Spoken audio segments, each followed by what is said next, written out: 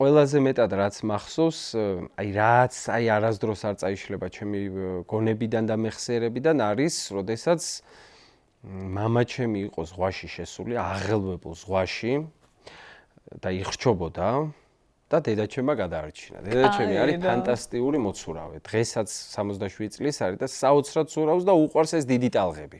აი ქობულეთში, როცა ჯადის ხოლმე, ისე არ გადის თუ აღელვებული თუ არ არის, კარგად აღელვებული და რო აფრთხილებენ, რომ არ შეიძლება შესვლა, მაშინ უყვარს შესვლა ზღვაში და გადაარჩინა, გამოიყვანა დედაჩემმა და ეს იყო ძალიან ესეთი მახსოვს, რომ ადამიანი, საყვარელი ადამიანი, რომელიც და ყველაზე ძვირფასი ადამიანი, რომელიც გიყვარს და ის იღუპება, გადაარჩინა მეორე ყველაზე საყვარელმა ადამიანმა.